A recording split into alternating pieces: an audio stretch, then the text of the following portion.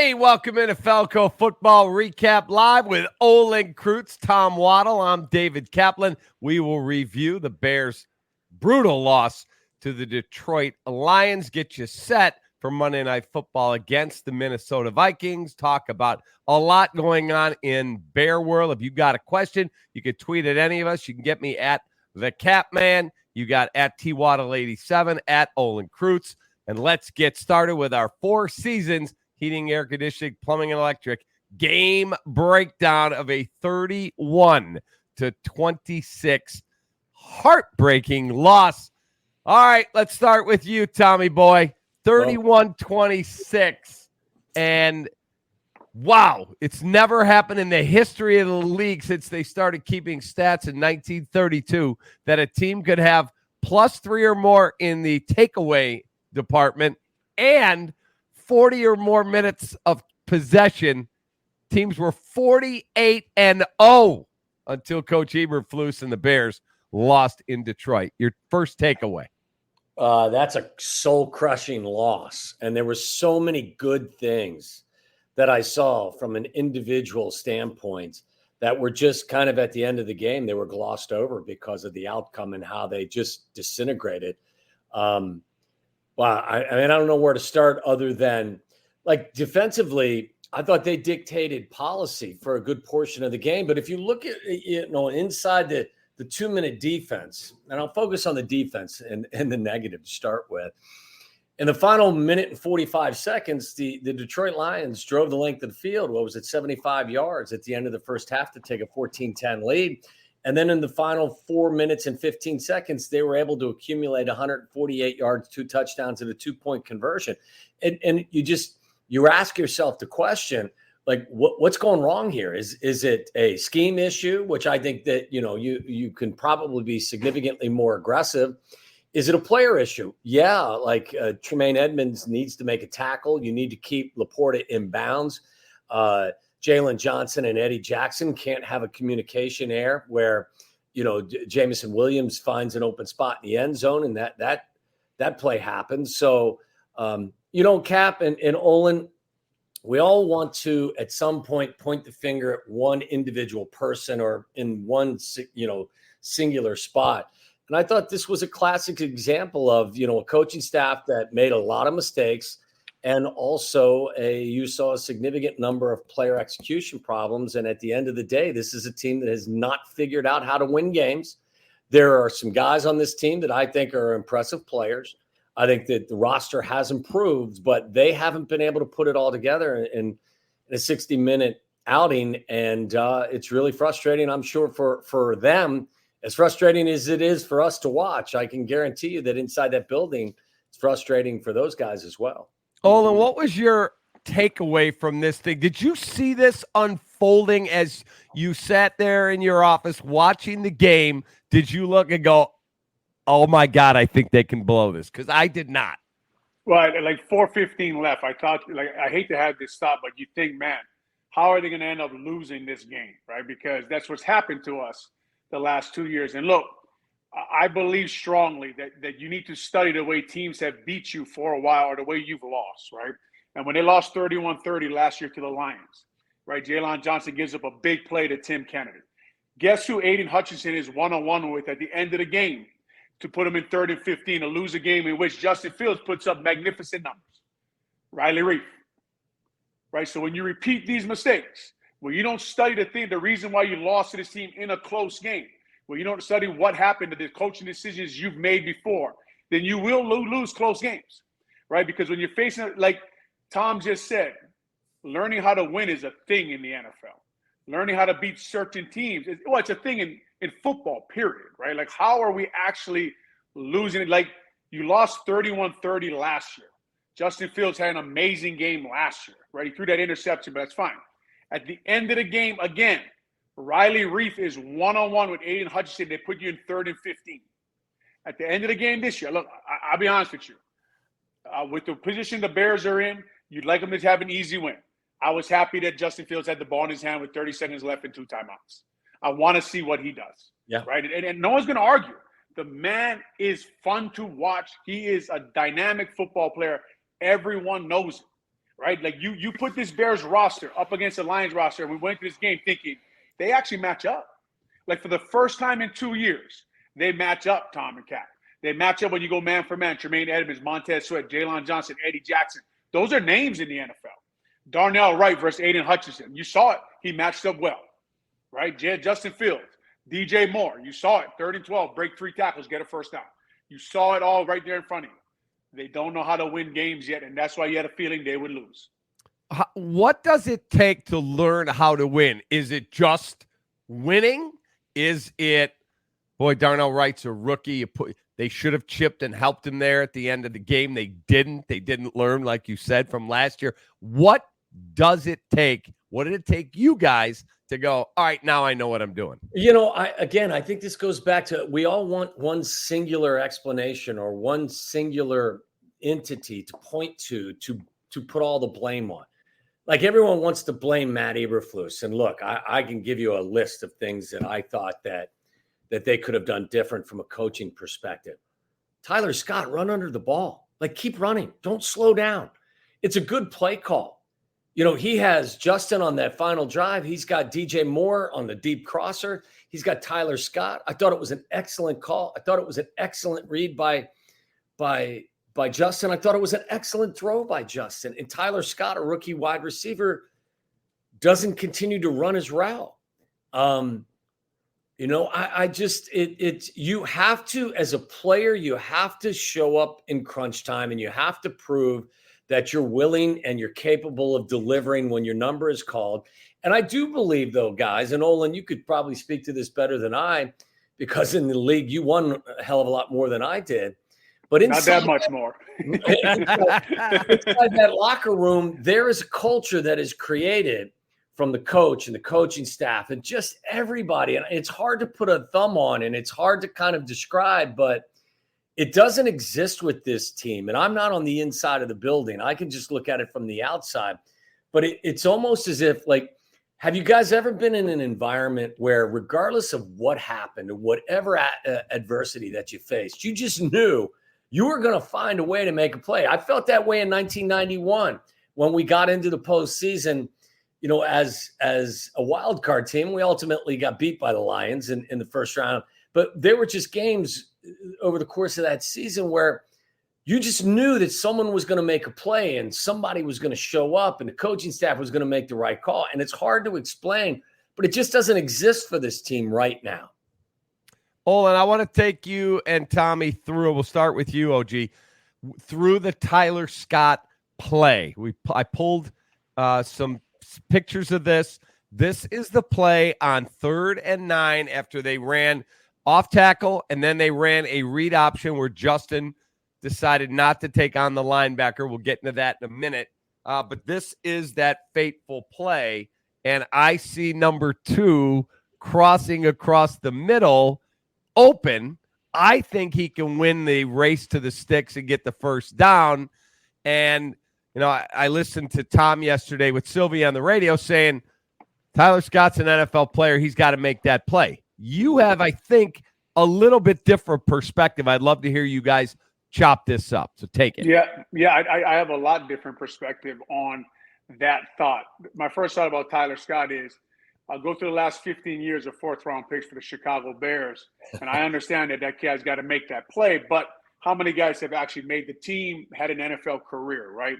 And Tyler Scott now, he is the 5th Bears wide receiver, because when the season started, they believed in him so much that Chase Claypool and Velus Jones was in front of him. That's how much they believed in Tyler Scott. And Trent Taylor's on the field just as much time as Tyler Scott is. Now, listen, it's a totally different situation. Everyone's saying that, I've heard a lot of people say Tyler Scott's got to run under that ball. It's a learning moment for him. I will argue, I don't know if it is, right? I don't know if this kid's going to make the NFL. I don't know that. I would argue that Justin Fields this. And I'll tell you this story about, I had a left guard next to me. His name was Carl Nix in New Orleans. And he was looking for a huge contract. And one game he said, Olin, you got to slide to me here. I need help. I said, you want the contract? Block the guy by yourself. Right? Yeah. I'm supposed to do the job there. But you want the big money, bro. Block the guy by yourself. Okay? Justin Fields. We went into this game saying there's so many different things going on with this team, right? Is it the right read? Yes, it is the right read. if I'm the coach, I'm telling him, do not throw the ball to Tyler Scott here. Throw it to DJ Moore. If you see man coverage, take off and run. That's the option I'd rather see him do. Now, DJ Moore, we talked about the 3rd and 12. He breaks 3 tackles and gets a first down. I am throwing the ball to DJ Moore at that moment. Why? He's a first-round pick. I'm going to give him $20+ million as a wide receiver. And Justin, if you want $50 million a year, don't stand up on the podium and talk to me about Tyler Scott. Don't do it, because that's not what I want from you. You have to make the play. You have to, it's just, to me, at that moment, you got to study your history. You got to study. Okay, let's go through it. Last year against Miami, you had a great game. St. Brown drops your pass, right? People blame that on you, right? Atlanta, you throw an interception, right? Mooney drops it against the Commanders. Emir Smith-Marset fumbles against the Vikings, right? Eventually, you have to learn from things that have happened to you. You've gone through all these guys, and I'm sure everybody was saying then, EQ St. Brown's got to make the catch. Emir Smith-Marset's got to not fumble the ball. All that stuff is being said, right? Riley Reef has to block Aiden Hutchinson. We're all saying this stuff. Eventually, you have to learn from the past and go to DJ Moore. Look, and I completely respect that perspective. I think my first response is to all the people that believe that the Bears coaching staff failed the quarterback in this situation. That's why I'll kind of rewind and say, I thought it was a fine play. I thought you had 2 options, and I completely understand where Olin's going. Look, in money time, you go to the guy that you trust the most. I totally get that. That's quarterback decision. That's not a coaching issue. And I'm not suggesting that Olin is saying it's a bad call, but I think it's a really good point. From a quarterback's perspective, are you making the right decision? Are you making the correct decision with regard to the odds? And who's got a better chance of making that play for you? A 4th-round rookie wide receiver or a guy who has excelled in this league now for 6 years? And I think that's a tremendously fair point. I would just say, as a guy that was always begging for my opportunity, I lived for that moment. And if the quarterback hadn't thrown me the ball in that situation, if I was Tyler Scott, I'd have been pissed. Now, no one would have cared that I would have been pissed because I was an undrafted free agent. But that's why I play the game. I play the game because I love the game, and I got an opportunity, and I want you to throw me that ball because I want to be the guy that makes that catch, and we seal this game, and we're all celebrating.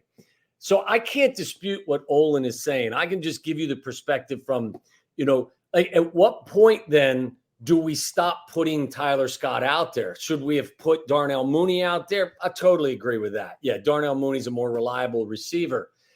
But if I can't trust Tyler Scott, then he needs to go home tomorrow. Bring me in somebody that I can trust in that situation. Because in the next situation, as you saw that clip too, I think Justin has already made the read. And I'm not going to lie on the read. If you see the safety's got a much longer way to go from the opposite hash to get to Tyler Scott. The other safety drops in the hole. Do I think he can get to DJ Moore and stop that play? No, because as Olin said, look, DJ Moore caught a 5-yard route on a 3rd and 11 and dragged 9 guys to the first down stake and got the first down. These are rich people problems. You know what I'm saying? In a lot of ways. By the way, Justin Fields beats the blitz on that 3rd and 12 too, and gets the ball out. I mean, he did some things in that game, guys. Fabulous. It was unbelievable. And by the way, he played a clean game as a quarterback, right? So if you want to argue about how he played as a quarterback, it was clean. I thought that's the best adjective, Olin, to say what I saw from him too. Because when this game started, I'm like, I don't want to see sacks. I don't want to see turnovers. And I'll go here too, and I'll go rogue on this for a second. We had this conversation last week about whether or not Justin can learn from sitting on the sidelines or standing on the sidelines for 4 weeks and watching an inferior quarterback play his position. And there were some people that got butthurt about what Chris Collinsworth had to say. Maybe Chris banged that drum one too many times, but I'm a true believer that even if you're the more talented player, the better player, if for whatever reason you're on the sideline and you watch an inferior player play your position, doesn't mean you can't learn from that guy. You can learn from how that guy plays your position. And I think, Yurko said this a couple of weeks ago on the radio station. And played for 10 years in the league. He played for Greg Blosh. And at one point he said Blosh pulled, I forget the player, a very talented player, pulled him off the field because he wasn't playing well. And he goes, you know what? You're going to sit your ass right here next to me on the sideline. You're going to watch an inferior player play your position, and you're going to learn from it. And to Justin's credit, Justin said during the week, he goes, look, I did learn from watching. Doesn't mean that Tyler Bagent's a better player, but when you see that somebody play your position, and maybe you get a different perspective. And to your point, Olin, he was clean. The ball came out quicker. He took his layups. Like, that's maybe the best game, and the stats may not say it. That may be the best game I've seen Justin play. Maybe not in his whole career, but in a very long time for those reasons. So, look, again, I don't want to – Olin's right. I can't say Olin's wrong. I'm just saying in that moment, if you don't have guys, whether you're an all-pro or you're the 53rd guy on the roster, until guys start making those plays, you're not going to learn how to win, you know? So I think we're arguing the same point. We're just coming from it at a different direction. And I agree, like, in crunch time, you're 3-7 at this point. In crunch time, if that play needs to be made to go to the postseason, yeah, I mean, I'm probably throwing it to DJ before I'm throwing it to Tyler, but both guys got to make a play, right? Can we all agree on that? Yes. Yeah. Well, now one guy's looking for a $50 million contract. That's right? true. You're right. Now, here's the thing. Here's where something I was thinking about. It took me, I don't know, 40 minutes to look at Justin Fields' career the last 2 years and say, wow, this is what's missing, right? This is, if I look at all the great games he played and why they lost, this is what's missing from his career. This is what you would question when he is playing well. I would like to ask him if, when he came back and we heard Eberflus say he needs to be more consistent, he needs to score in the red zone, he needs to move the ball in 2 minutes. Yeah. I like to ask him if someone went over all those plays with him. I say, look, man, we're watching this film. This is what you have to do different. We have to make these plays at the end of the game. If you want us, because really there's so much going on here, right? Did Justin Fields play great? Yes. Was it a clean game? Yes. No, nobody would argue that. I mean, some of those throws he made, flipped his hips through it was nuts. Like, it was like 2 or 3 guys in the whole league can do that, right? Why? Then I'm Justin. I say, why would you consider taking a quarterback then? Right? I want to know why. Why would you take Mayor Williams? Well, it's crunch time, bro. I need you to make the play in crunch time. No, it's like be honest with him. Tell him. Because when I was a player, man, you just tell me what I got to do and what I'm not doing well, and I'm going to work on it. Yeah. Like, if I can figure that out, Cap, everybody knows I'm not smart. I'm not a smart guy. If I can figure that out in 1 week, in 1 hour, and just I heard Dave Wan say, man, this guy's got to make plays in 2 minutes. Dave, old coach. I heard him say it. And I thought, man, I wonder what he does with the ball in his hands at the end of games. And it doesn't do much. It's such a great point too, Olin. And I got to be honest with you. I didn't even look at it from that perspective. I looked at it and said, both guys are open. I'm not going to criticize the quarterback because he makes the decision early. He's trusting what he sees, and he drops a dime in there, and the young guy doesn't make a play. But I will consent to, like, I'm just coming at it from a different perspective. You're right. Like, decision-making is such an important commodity when it comes to a quarterback. So the quarterback in a split second has to say, what's my read? Where am I going to go with it? Where am I supposed to go with it? And who do I trust most? And is that a lot to ask of a quarterback? Yes. But as you said, if you want a $200 million bag of cash, that's got to be part of the equation. So, like, I tip my cap, and I can, I say it's something I didn't really consider at the time. But I will say, Olin, that kid still got to run underneath that ball. Oh yeah, and you wish he would for him, right? You would, like, it. Right. It is like, but it is the easiest way to say it is there's so many different opinions because it is and it isn't, right? Like, it's just so many things going on right now, Cap and Tom, when you're watching Justin, right? And sometimes, like, you guys know, I'm not on the radio like full time, so you're on a hit and someone asks you a question, you give an answer, and everybody's like, well. Olin thinks Justin Fields is completely wrong. Well, that's completely not right. No, I got it. Like what his read was. Yeah. I know that. If I study every game and I say, why why would I take May or Williams over Justin Fields? It would be because I don't think he can win the game at the end of the game. Listen, what I described. Fair point. What I described was your basic, 4-year college approach to this. Olin just gave you the master class. He just gave you the graduates. And I'm being serious, and I'm not trying to. He just gave you, like, I got a master's in business. That's when you spend 2 years or how many years, when you get your master's degree, that's my interpretation. Like, that is the advanced kind of way of evaluating that play. And I completely understand that approach for it.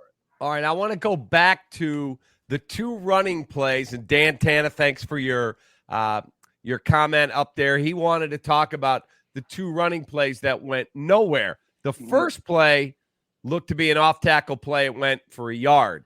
The second play, Justin said that was a read option, and I'm quoting him, I made the right read by giving the ball to Khalil Herbert. It went nowhere. Olin and I talked the other day yesterday for quite a while about it, and Olin's point on it is, yeah, I know 55, the linebacker Barnes is there. Justin runs a 4.4. That guy runs a 4.8 or whatever the numbers are. I think it was 4.6, 4.59, 4.6. And look, it's the same argument, right? It's a clean game. He's right. That is the read. I won't argue that. Right. But I'll go back to what I told Carl Nix, right? Like, I'll go back like Tom. Tom knew he had to catch the ball over the middle. Why? Yeah. If I didn't catch this ball, I'm going to be on the radio a lot sooner than I want to be, right? Right. When I had one-on-one run blocks, I tell the guard, go help the tackle, because I know what I want to put on film. I want to block that guy one-on-one because that's what the best centers in the league do. They block guys one-on-one, right? And then that's a challenge you want. I remember one time getting a guard away from me and going to block Luther Ellis one-on-one, and he beat me like a drum. I gave a sack. So that hurt my arguing for my new contract. But that is what you're saying there. Now, as far as they missed Deontay Foreman there, right? Because you heard Coach Eberflus say, see, on that run play inside, what they really want to do is crash everything down, and the first one, have the running back bounce outside and go one-on-one with the cornerback. And you heard Coach Flu say they thought they blocked it good. The running back didn't get outside one-on-one with the cornerback. So they missed Deontay Foreman there. Khalil Herbert didn't look completely healthy in that game. I think Feeney it looked like they had some confusion there on who was doubling team, who wasn't. And then inside, I'll go back to, man, listen, Tevin Jenkins plays a clean game at left guard. I just think it's an elite right side. My argument to keeping Tevin there is this. In the last 5 years, when you watch Chicago Bears, you've seen one all-pro performance. That was Tevin Jenkins playing right guard against the New Orleans Saints. That's my argument. So at the end of the game, again, when you need a big play, we need someone to make the play on the offensive line, you lose your right side there. And that's not a knock on Nate Davis. He was just out for a while. Everybody said, Olin, Tevin's going to be fine left guard. I know he'll be fine. What I want is a right side that I can run behind late in games and go downhill. See, this is why I like this show, because I learned shit from it as well. But tell me about it. And I agree with it. It's in crunch time. Olin's right, and Cap, you're right. Like, Justin makes a decision where if you're sitting in the film room afterwards, you don't give him a negative for that. Like, you can understand why. But the true difference makers, as Olin calls them, the multipliers, are the guys that have solutions to questions that maybe you didn't even think of. And he beat 55. It was 55, right? Yeah, Barnes. 8 or 9 times. Like, I thought that, and I don't know, I didn't get an opportunity this week to look at the all 22 yet, but it looked to me as if, like, they weren't even trying to run that type of play at Hutchinson, because Hutchinson's got better athletic ability. So what we're going to do is we're going to run it over here where I know the quarterback can, even if he doesn't slam down, I can still beat him to the edge. And Justin made a lot of great decisions. And I can understand, in that situation, while Justin technically makes the right decision, if I'm their coaching staff, like Olin said, I want Justin to have the ball in his hands. I don't want the running back to have, because I want Justin on 55, not the running back trying to find a spot in there. So it's another kind of, like, this is why I'm saying we have these conversations at times, and they go from just your basic college courses, and then you go to the, trying to get your master's in football, and these are the questions and these are the topics that you have to discuss. So, and look, even if he gets tackled there, right, Tom? Like, if me and you are in the room and we're general managers, I'll go down with him before I'll go down with the other guy. I'm happy he kept it. I'm happy he was like, I wanted the ball in my hands. I wanted to make the decision. I wanted it to be on me at that moment in the game. And I am just shocked that going into that game, leading up to what everyone was talking about, that somebody in that building didn't sit him down and say, let's go through the Miami game. Let's go through the Detroit game. Let's go through the Atlanta game, right? They've won one game, I think, since in a one-score game when he's played, and it's when Roquan Smith intercepted Houston. Yeah. And they kicked the field goal to win the game. Yep. Right? Like, I'm surprised they haven't gone through all that and said, Justin, at this time, man, we're riding with you. Especially the game they were he was having. It was the last year in the 31-30 game, he kept the ball on Aiden Hutchinson, and Aiden Hutchinson didn't have a chance. Yeah. Right? Like the guy is dynamic, man. That is like in that game, like you're saying, Tom, some of the plays he made, you were screaming watching that game. It was fun to watch them match up. Darnell Wright matched up almost every play with him. Every play with Aiden Hutchinson, except for the last one. All right, let's do our Justin Fields winging it. Look at Justin's numbers, brought to you by Westtown Bakery in Wheeling, corner of Lake Cook and Milwaukee, and their OK Dispensary as well. Justin's numbers, 16 of 23, $169, threw a touchdown pass to DJ Moore, a good strike of 38 yards. He did not turn it over, and he ran 18 times, 14 of which were design runs for 104 yards. Again, brought to you by Westtown Bakery in Wheeling. They sent me this for my birthday. How about that? Westtown Bakery, is that where you brought me that brownies from, Cap? Yes. The s'mores brown, that thing is unbelievable. How good was that? My wife, daughters, my mother-in-law, and my father-in-law in from Hawaii. We were partaking in some brownies. Good. I'm glad you liked them. They sent me this for my birthday, a s'mores cookie. So I gave I want to toss in before I forget about it too. Like, I think we've all acknowledged that Justin did some really good things. I thought what we saw from him as well was, I've said this a lot in the past. A lot of times when you have mobile quarterbacks, you don't scramble or you don't move in the pocket just to run. What you do is you move in the pocket efficiently to find throwing lanes. And I thought that we saw him do that about as efficiently as we've seen in quite some time. And the touchdown pass, I thought, guys, was a great example of that. Finds a way to kind of find a spot, climbs the pocket, and he had plenty of room to tuck and run. And in previous games or years, he probably would have tucked and continued to run that football. But what he did was he found a throwing lane. He climbed the pocket and decided, instead of running the football, scramble to get, create some time to throw the ball and then drop the dime on DJ Moore. And those are the types of things, I think, when you watch him play, those are the things you want to see him do consistently. And I thought it was just a great example of him, using his athletic ability, not just to get out of a tough situation, but to create an opportunity for him to step up and throw the football. And I thought it was just a beautiful play. All right, let's take a quick timeout. You're watching Feldco Football Recap Live. You need windows done. Feldco is your company. We will take a quick timeout, come back with Dr. Pepper play of the game and player of the game. I want the guys to break down the play that went awry. Be right back. Hey, Dad, we're running low. We'll be all right. What is going on here? Insulation? I'm chilly.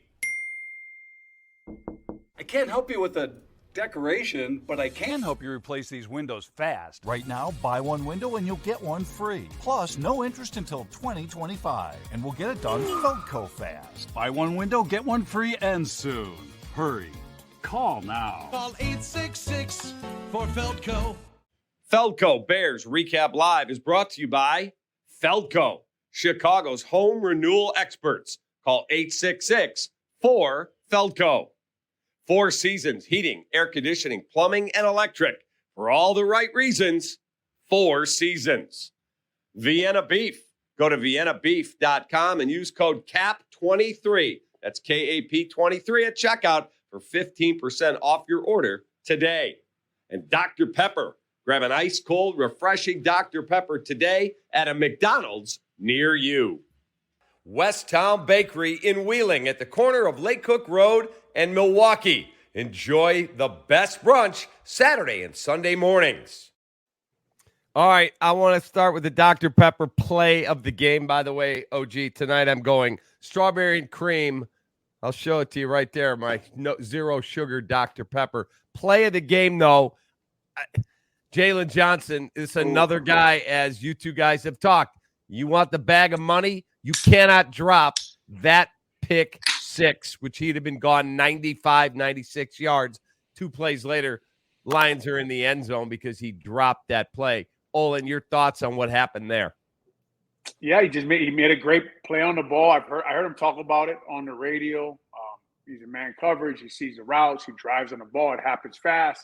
And he's got to make that play. I mean, honestly, man, when he broke on that ball, for him, I was so happy for him, right? I mean, Tom knows, man. When these guys are busting their ass to get these contracts, man. I mean, I was like, go. And then honestly, like, I know he's got to make that play. But as a former player, like, I honestly felt bad for him. Like, I want him to make that play. You know what I mean? Like, I know, like, he wants to make that play. Like, I just know, like, the work it takes to get to that moment. You know what I mean? I know what he did. And look, I'm hoping, I think he'll get a chance again. I think he'll make the play. There's nothing else to say. He's got to make the play if you want, if you want the big money. You got to have ball production at cornerback. We asked the difference. How does a team learn to win? How does a team, find themselves losing consistently? I'll just draw the example to Olin's team. Peanut makes that play, right? And that one of those 2-minute drives when Tremaine Edmonds is in the middle of the field and needs to get David Montgomery or Jahmyr Gibbs down, you got to make that tackle. And that's really, truthfully, at the end of the day, I mean, as much as you want to point the finger here, point the finger there, when you make plays like that, it just, it multiplies, and you find yourself on the right side of the ledger more times than not. So I don't think he's trying to drop the ball. I mean, I don't think Edmonds is trying to miss a tackle. He wants that $24 million a year contract, man. And listen, this is the nature of the beast too. Like when good things happen and you take your helmet off and you're giving the money sign to the cameras, I mean, that was my next point.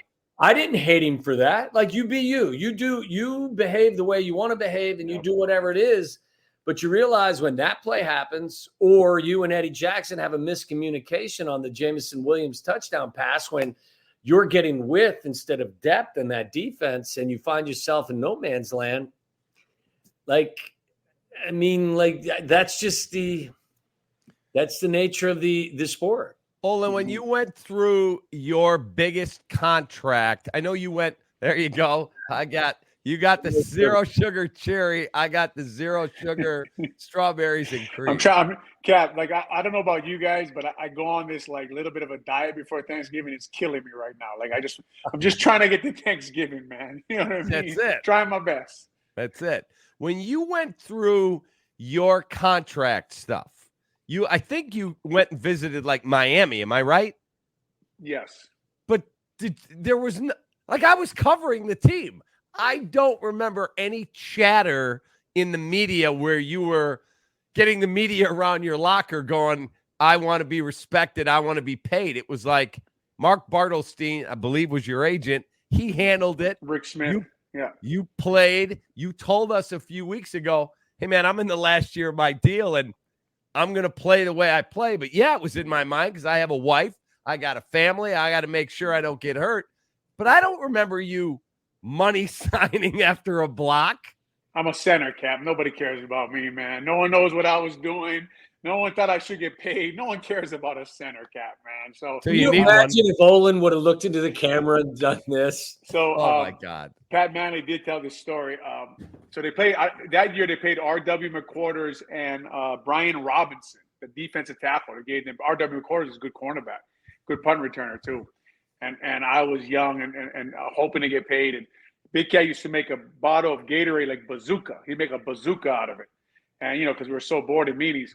And I was laying in the grass before one walkthrough, pointing at Jerry Angelo's office, screaming at him to pay me my money. I'm glad he decided to. I could see if he didn't want to after those silly things I did. But another funny story about that, Cap, that was 2002, which is when me and Wendy got married. And I actually got married the day free agency opened, and I didn't know if anybody was going to offer me anything. So I was arguing about prices the whole time for the wedding. And Bartelstein calls me. He's like, the Dolphins just offered X amount. And I looked at Wendy. I said, you shouldn't have went so cheap on this wedding. And she swore at me. She was not happy.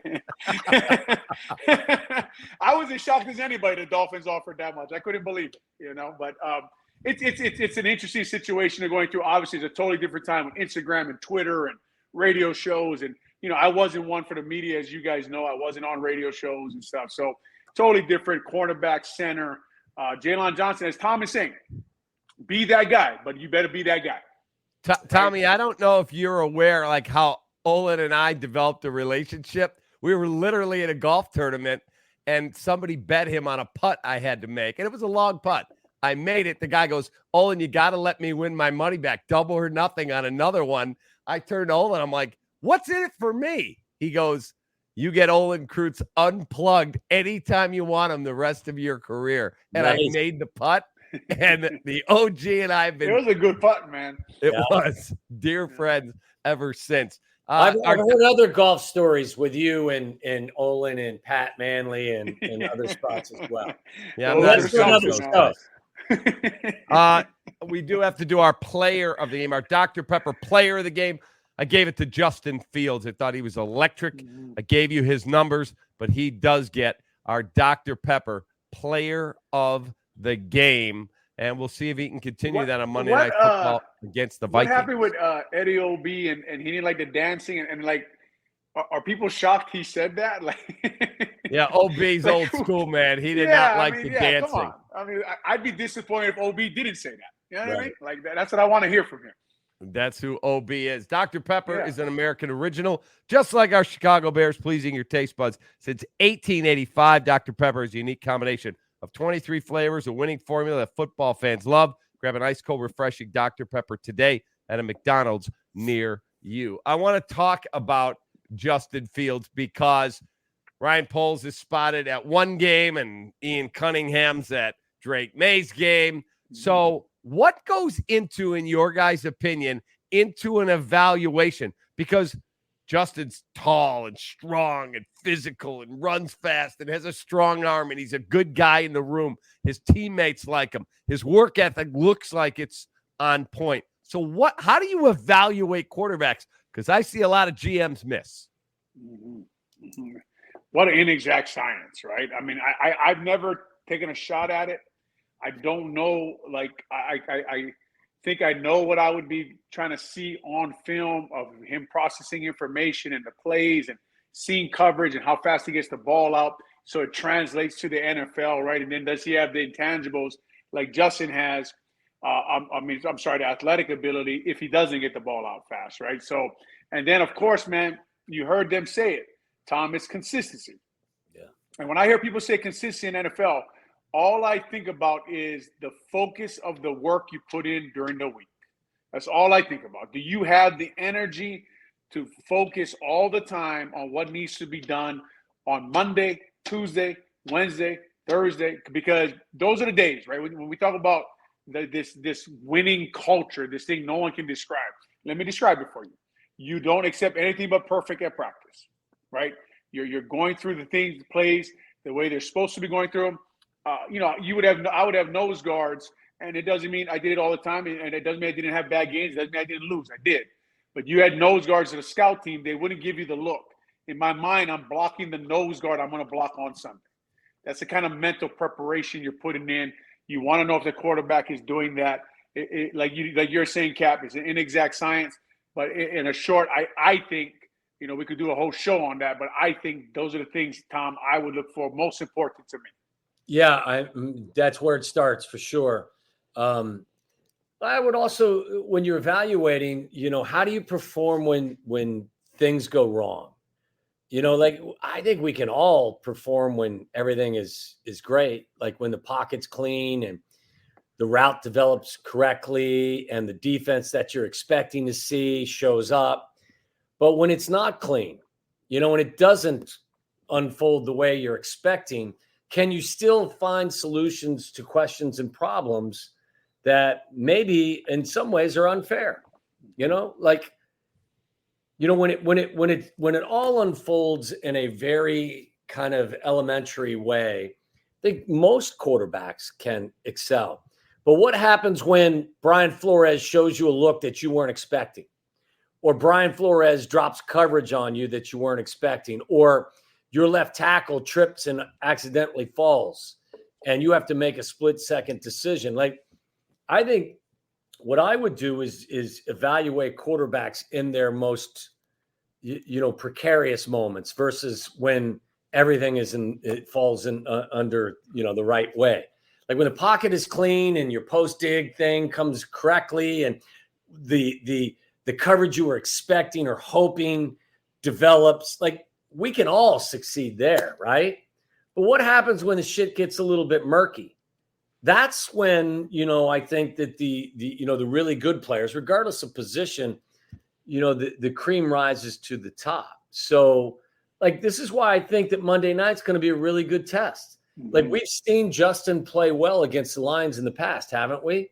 Like they don't play mobile quarterbacks very well. We saw that against, Lamar in Baltimore early in the season. We saw Justin have success against them last year.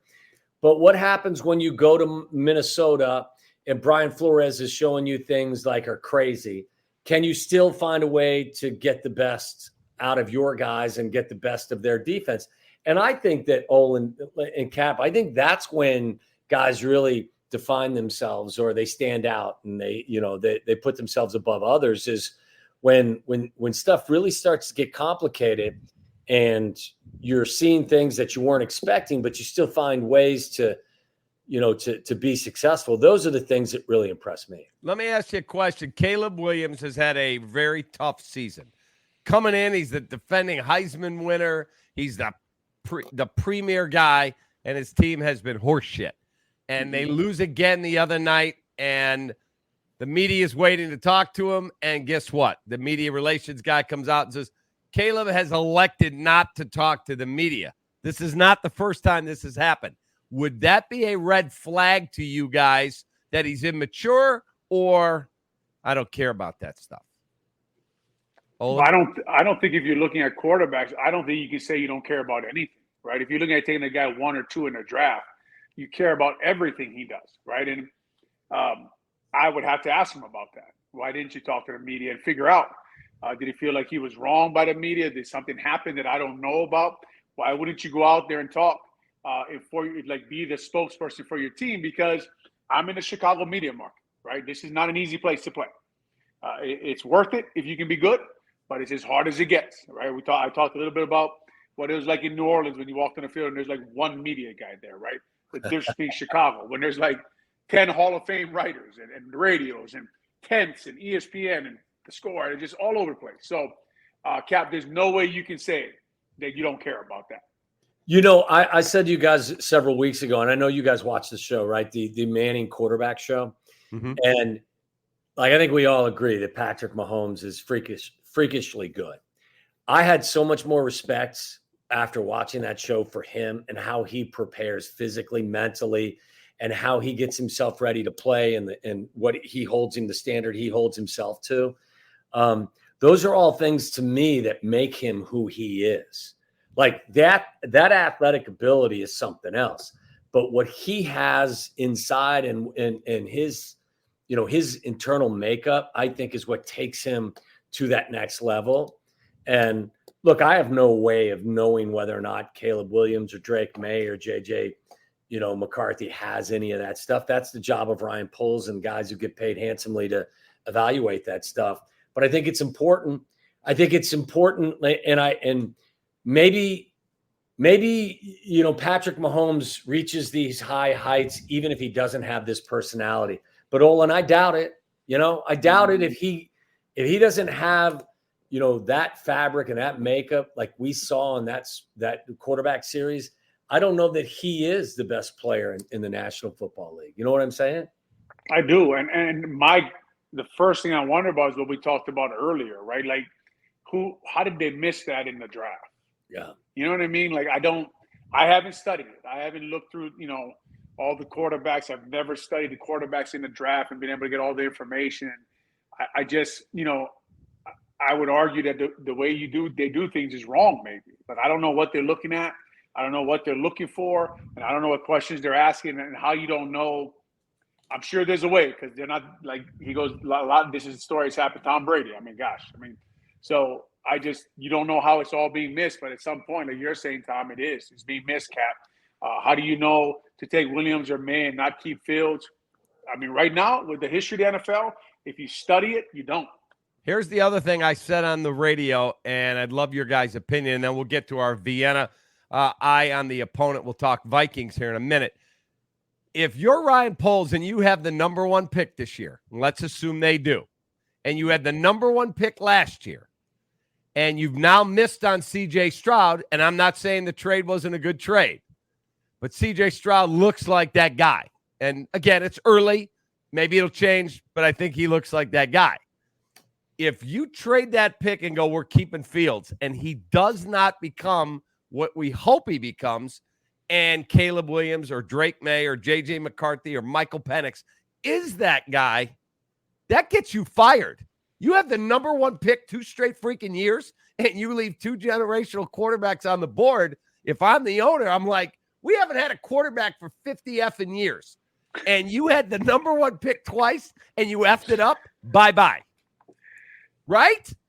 Yeah, yes. Yeah. I mean, if he misses on 2 quarters, yes. I mean, that's Cap, like you're asking a simple question there. Yes. I mean, that's like Stroud is doing good. All these Justin Fields fans call the radio shows on both stations. Ask Tommy, these maniacs call in like it's like a layup that Justin's the greatest thing since sliced bread. And I'm just telling you, CJ Stroud's pretty freaking good. I would say this, Cap. I think it's a really good point. And I mean, I think this is a different conversation. But when it comes time to make this pick, if in fact you do have Carolina's pick and that pick becomes the number 1 pick, I think you make a really, really good point. And I referenced this today on our show, is that whether you're following your gut or you're following how people feel about you, you're right. If you misevaluated the situation last year when you had the first overall selection and you do it again the second year, you're probably a punchline for the next 30 years in the world of the national. Like Ryan Pace is. And I think that's the nature of the beast when it comes to this business. And that's the burden that a general manager has. So I understand what you're saying, and I think it's a really, really good point. I just think my hope is that you do the evaluation and you stick to your guns and you have conviction. And if you believe that it's Caleb Williams or Drake May or whoever it is, and you feel that guy gives you a better chance, then go that direction. If you feel that Justin Fields is your answer and you want to assume the added contract situation that exists, then go in that direction. Don't waffle. Don't make a decision based on how you feel your decision is going to be perceived down the road, because then you ain't being true to yourself. So you got to do what you feel is best and how you've evaluated the situation. But I'm with you. I think it's a great point that you make, that all the pressure that's attached to this league and this sport and that situation, with that in mind, I find it hard to believe that they don't go in that direction. All right, let's talk Minnesota Vikings. It's brought to you by Vienna as we look towards the look ahead. And again, I'm happy to announce our partnership with Vienna Beef this year. Great taste, great flavor. Since 1893, celebrating their 130th anniversary. If you're not in town, if you're in town, you're going to have a little party to watch Monday Night Football or watch a Bears game or watch something on TV with your friends, your family. Chicago-style hot dog kit, baby. VienaBeef.com. Perfect for any tailgate, game day. Use this code CAP23 at checkout. Get 15% off your order today. Vienna Beef. It is awesome. Okay, Minnesota had a tough loss the other day. They lost their quarterback, and Olin, Josh Dobbs rolls in, had taken 0 snaps from Garrett Bradbury, the center, got off the elevator in a funny video. He's like, excuse me, which way's the locker room? He had no idea. And goes out and is playing pretty solid football. Hawkinson's one of my favorite players in the league. He's really good. Madison runs hard. So what is the biggest challenge for the Bears on Monday night? Is it one of the dudes we're showing, or is it Brian Flores, the D coordinator? To me, it's going to be you're showing Danielle Hunter, but to me, it's going to be Brian Flores and the noise, right? In Minnesota, you saw the Bears struggle with it a little bit, not a little bit, a lot versus the Lions, where I was laughing, Cap and Tom, because someone asked me what happened between Feeney and Justin Fields. And Feeney, I think he said that they told him Friday he was the backup center. He's been in and out, suiting up. And I said that Justin Fields probably yelled at him, "Don't you know the snap count?" He said, "No." Hey, don't you know the silent count? No. And him and Lucas were having some problems with it too. They were delayed games.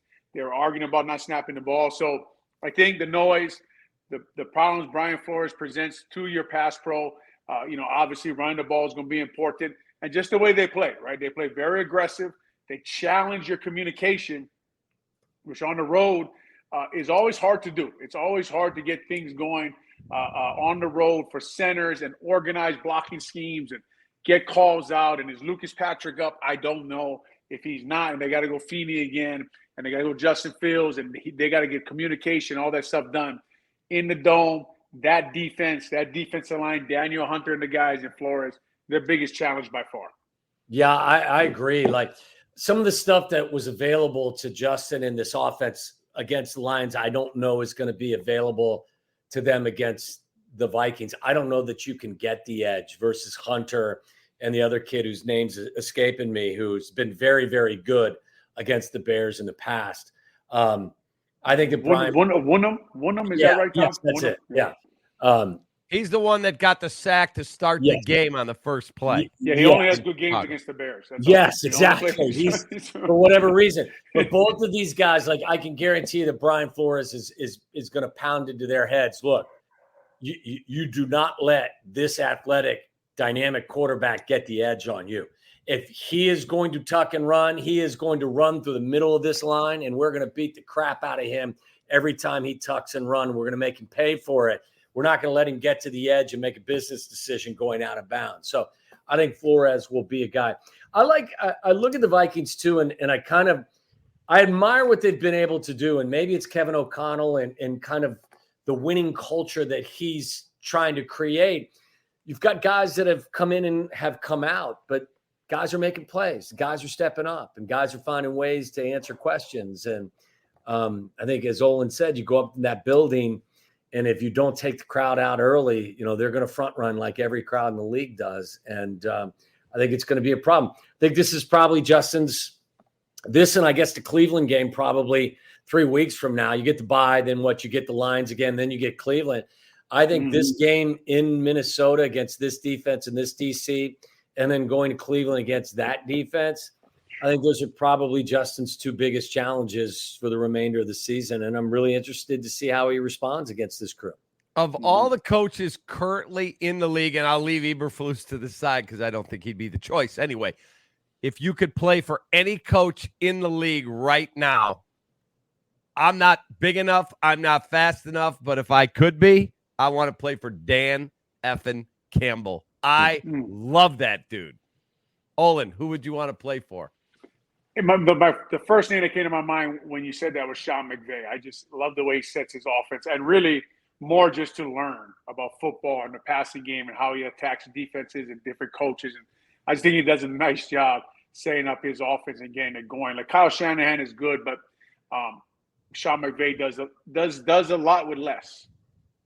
I would say, Shanny would be at the top of my list. My first thought, and I'm ashamed that I wouldn't say Shanny because I've been such a huge Kyle Shanahan fan.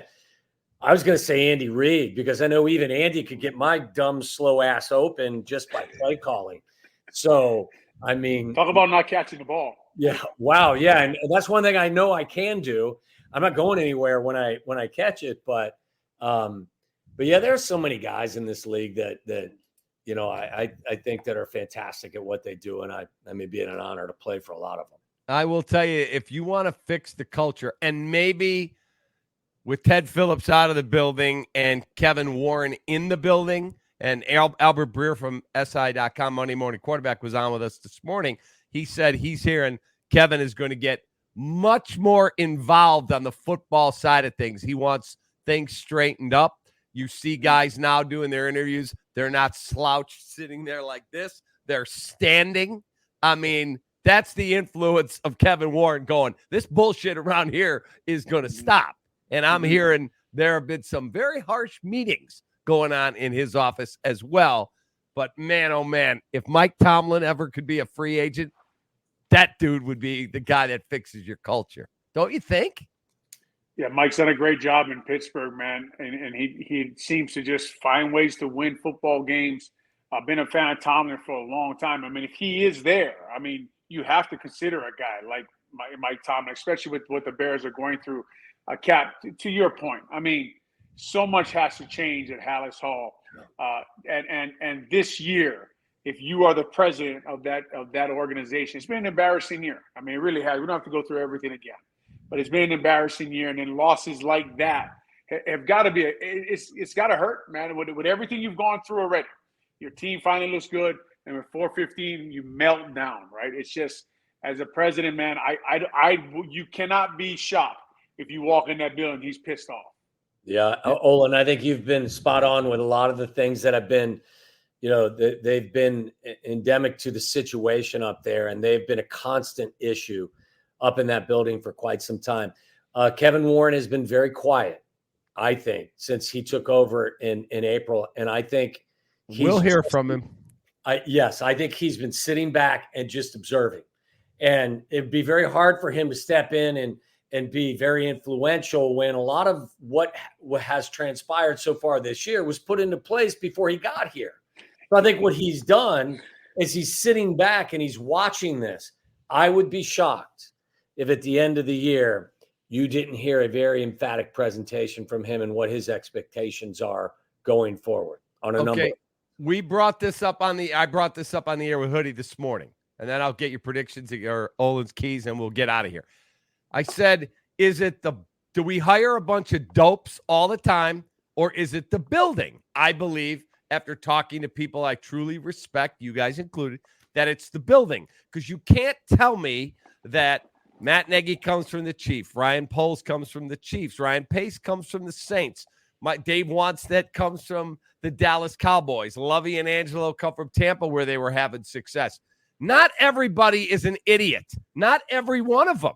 At some point, it's the fucking building that is poison there. And you get there and you walk out like a dope with a bee on your head. I mean, it really borders on absurdity. What's the bee stand for, too? When the bee's on your head, what's it stand for?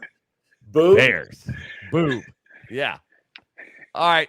Olin, give me 2 keys to the game on Monday night. I mean, I'd like to see Eberflus keep up what he did before the two drives. I think he's done a great job of matching up versus, what a lot of people consider a really good offensive coordinator last week. And I told you guys what I thought he was against the Panthers. I thought he was an advantage. I thought the defense did really well. I think that's a key. I think they only let him score, I think it was 19 the first game. They got to keep him under 20 again. It's going to be tough for the offense to score points up there in Minnesota. So defense is dominating the game, keeping everything in front of them, forcing field goals in the red zone, keeping it low scoring. The defense has to have a great performance. Hopefully, Coach Eberflus stick, because he's, obviously he's better at calling the game than he is at doing interviews. So hopefully he has a good game up there in Minnesota. By the way, can we please ask Montez Sweat to play more than 63% of the plays? Right. And that's on Eberflus. Yes. That's a rotation. So the biggest freaking plays down in the red zone at the end of the game are $98 million guys standing with him. Again, real quick. 98 plus 70, right? Yeah. Tremaine's standing there too. So that's what's right. 98 plus 70? Real quick, if I'm Kevin Warren, that's a question I have for everyone in the building this week. So wait a second. We gave up a second-round pick, and we paid this kid $100 million, and he's a really good player. And our offense had the ball for 40 minutes, so fatigue can't be part of the equation. And our difference-making defensive end only played 63% of the snaps, especially when that team in the last 4 minutes was in 2-minute O and was a throw-first offense. That's a question that I need answered. Yeah, no question. Yeah. All right, Tommy, your prediction. Listen, I think that you look to the past to predict the future, right? And I don't think anyone was surprised that the Bears offensively were able to do some things against the Lions because we've seen that happen recently. I think this Bears offense struggles a little bit against the Brian Flores defense. So I think that there will be some issues. I don't think that the Vikings will get away from this Bears defense, but until I see differently, I would say that the Vikings probably hold serve at home, 2017, something in that area. Yeah, I think it's like 27-17 is where I see it. I think the Vikings win. Oh, I'm getting a lot of response here. People want to know, what is the helmet that's behind you? I'm happy you asked because my 7-year-old daughter, Leah, made it for me. And if I didn't, she came in during the break and she said, "You haven't said anything about my helmet yet." So wow. Leah went to, I think it's called Painted Penguin up there in Vernon Hills. And she made that just so she could see it on this show. How cool is that with the 57 on it? That's awesome. My 26-year-old Leah didn't make me shit. Nothing. He's actually in South Carolina having vacation. So, well, I know where it's going to end up then. I better enjoy these moments. Absolutely. Guys, have a wonderful Thanksgiving. Yep. I am thankful for you guys that we get to do this show together. I look forward to next Tuesday. It'll be the day after Monday Night Football. We'll see if we can get surprised pleasantly with a Bears win. But have a great time with your families. And again, I'm thankful for you. You guys as well. Thank you, guys. Happy Thanksgiving, man. Thanks, guys. Hey, Dad, we're running low. We'll be all right. What is going on here? Insulation? I'm chilly. I can't help you with a decoration, but I can help you replace these windows fast. Right now, buy one window and you'll get one free. Plus, no interest until 2025. And we'll get it done Feldco fast. Buy one window, get one free, and soon. Hurry. Call now. Call 866 for Feldco. Feldco Bears Recap Live is brought to you by Feldco, Chicago's home renewal experts. Call 866-4FELDCO. 4 Seasons Heating, Air Conditioning, Plumbing, and Electric. For all the right reasons, 4 Seasons. Vienna Beef. Go to viennabeef.com and use code CAP23. That's KAP23 at checkout for 15% off your order today. And Dr. Pepper. Grab an ice-cold, refreshing Dr. Pepper today at a McDonald's near you. West Town Bakery in Wheeling at the corner of Lake Cook Road and Milwaukee. Enjoy the best brunch Saturday and Sunday mornings. Hey, Dad, we're running low.